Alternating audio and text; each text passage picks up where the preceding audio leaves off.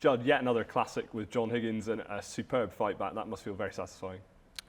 Yeah, it maybe wasn't the highest standard as maybe some of the other games. There was quite a few misses and maybe a bit more drama.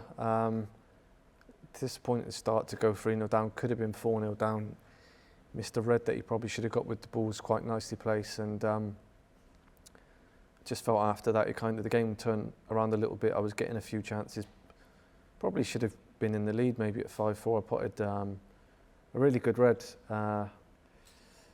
and ended up missing a tricky green in one of the frames towards the end. So yeah, definitely had chances. I was a bit disappointed that I wasn't taking them a lot more, but very pleasing. I potted a really good pink in the last frame when all the balls were there.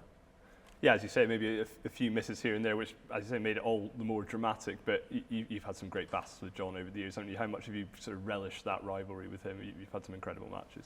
Yeah, it's always an incredible game, and it's one, as I said in the interview before the game, it's one I always cherish. I always enjoyed playing him.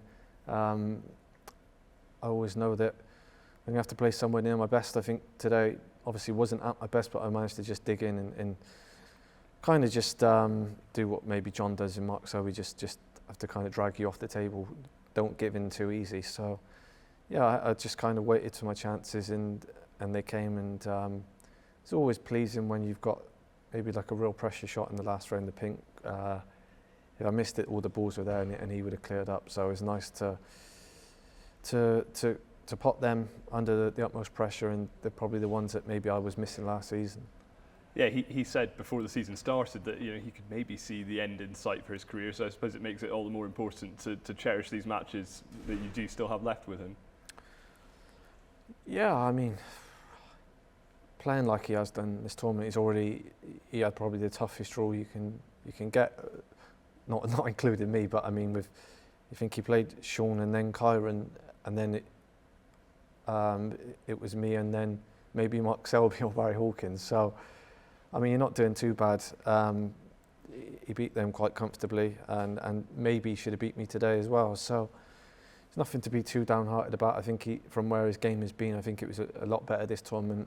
Also the one in China before that, he was playing some good stuff. So I definitely think he's got more wins in him if he really wants it, if he wants to put the work in, and easily 5, 10 years left if he wants it, if he wants to put the graft in. And as you say, last season it was sort of a bit part one. It was very good in the invitational events, Champions and the Masters, but less consistent in the ranking events. But do you feel sharper this season? Do you feel kind of ready to have a really big campaign?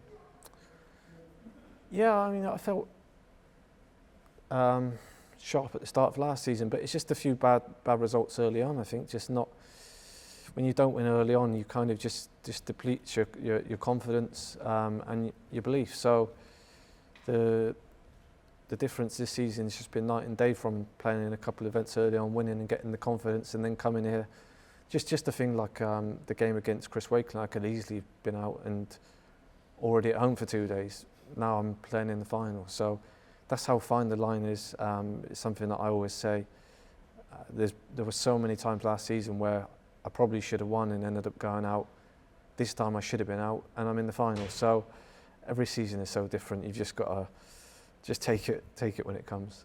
Yeah, it has been a real battle this week, hasn't it? And as you say, maybe stuck out on the outside tables at times, but tomorrow, centre stage with Silverware on the line. How much are you excited for that?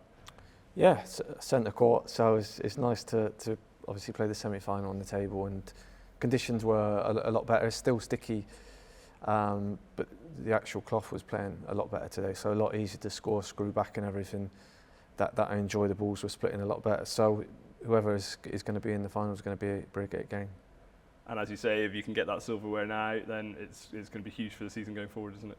Yeah, it's important to try and get off to a good start, and there's nothing better than winning a tournament in only sort of the second event of the season. So winning these big ones nowadays puts you in sort of all the other events, and anyone that seems to get an event early on seems to have the season of their life. So you've seen it with Mark Allen last year, me a couple of years before. So it just shows how important it is to get off to a quick start, even though there is maybe a few more tournaments this season than there has been the last couple of years. It's still extremely important to get off to a good start. get into that top 16, top 8 event as early on as possible. All the best of luck. Cheers.